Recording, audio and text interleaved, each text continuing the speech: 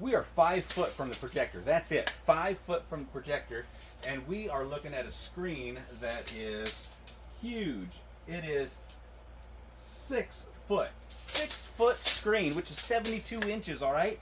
So you got a huge screen. Now, if you was to back that up or pull it forward, you're either going to get a smaller screen or you're going to get a huge screen. But 72 inches at 5 foot, that's absolutely amazing.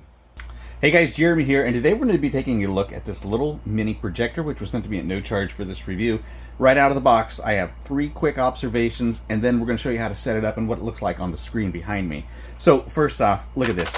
You can put this in any direction that you want. If you have this sitting on a table, you can point it up at the ceiling if that's what you want to do. Watch your movies in bed, on the ceiling, your choice, do what you want. Second thing is the power, okay? So you do have a power adapter, no big deal there, but I want you to notice that it is a little square plug, which means that if you happen to misplace this, you're going to have to order a new one because it's not going to be something that's interchangeable unless you do have something else that plugs just like that. Most likely you don't, so keep track of this thing. So that's number 2. Number 3 thing is there are no controls on the projector itself, which means that you're also going to have to keep track of your remote control. So you don't want to misplace that. Once you get the batteries in it, keep it close to your projector because that's how you're going to advance, adjust the volume, and go through all the settings and features that are available on it. So let's go ahead and get this set up, show you what it looks like on the screen, give you information so that you can make a well-educated decision as to whether or not this is the right mini projector for you. Once you power it on, this is what it's going to look like. This is going to be your home screen. You got your time in the middle, and then on the top right here, you got different options. One, we can release some memory, so it's a little scrubber there for your RAM. And then we've also got some background switches if we wanted to do that. And then the third one over is going to be our Bluetooth connection. And then this is going to be our network connection, so you can connect it to the internet. And then once you get connected to the internet, you have all of these apps that you can use. All you have to do is click on it, go ahead and install it, and then you're just going to use your sign in or your login, your account, so that you can just watch your Netflix from your projector.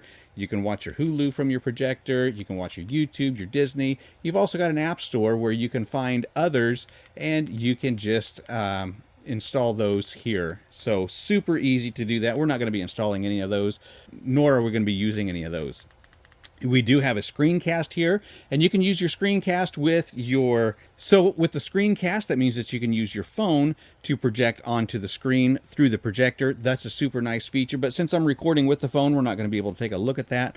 File manager, if we were using a USB thumb drive, then we can get into that. We can look at pictures, we can look at videos, whatever we might have on that disk. HDMI, and we're going to be looking at the HDMI here in just a minute. I do have it hooked up to my laptop. And just because you hook it up to your laptop, it doesn't mean it's going to automatically detect and then project.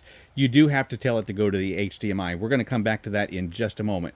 Under the settings, tons of different options. You got your network settings, your Bluetooth settings, your projector settings, and that's what we're going to jump into right now. So we can change our display settings. We got our picture mode. Let's go with a vivid. There's a vivid right there. If we wanted to go with custom, we could change our brightness, contrast, hue, saturation, and sharpness. But for the time being, let's just leave it at the vivid. And then we can make some minor adjustments there on the brightness, contrast, hues, and whatever we want to if we choose to do that.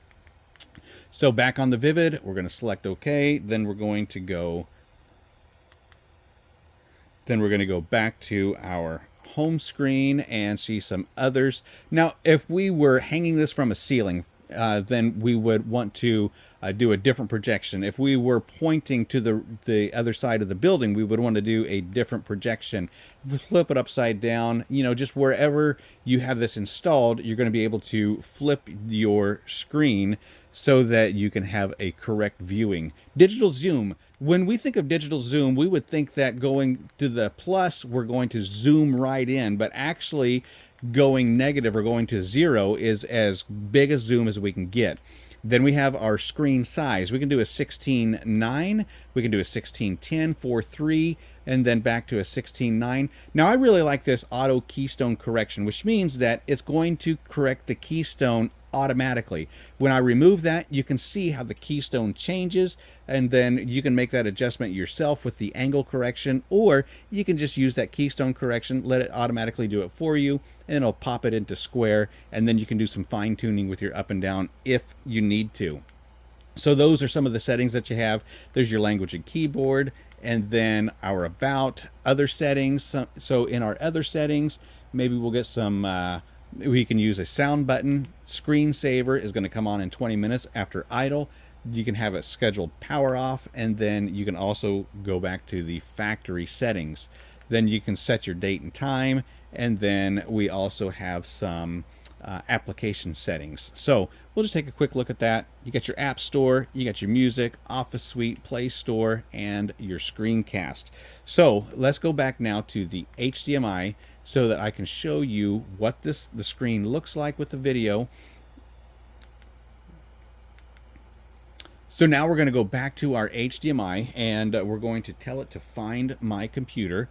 And with the computer, we're going to then go into my personal YouTube channel. You see how that does that auto correction on there? That's a really great feature. I didn't do that. It was just simply automatic. So what I'm going to do now is we're going to go into my personal YouTube channel, and we want to see the clarity of the picture, and then we also want to see, or we also want to check the audio. Hey guys, Jeremy here, and this is the G Plus floor mat sent to me at no charge for this review. Now, these are specifically designed for certain years, certain makes, and certain models. So one specific cut is going to fit several different years, several different makes, and several different models. All right, so you get the idea of what the projector can do. We are out here in my studio. If we was to black out all the windows, we're going to get a much more crisp, clear picture for sure.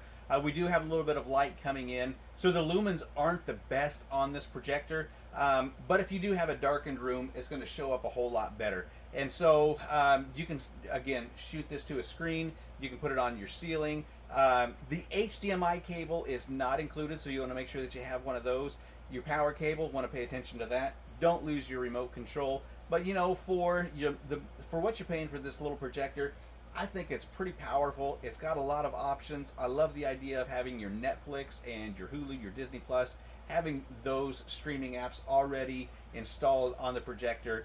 Boy, I tell you what, it's an offer that you can't refuse.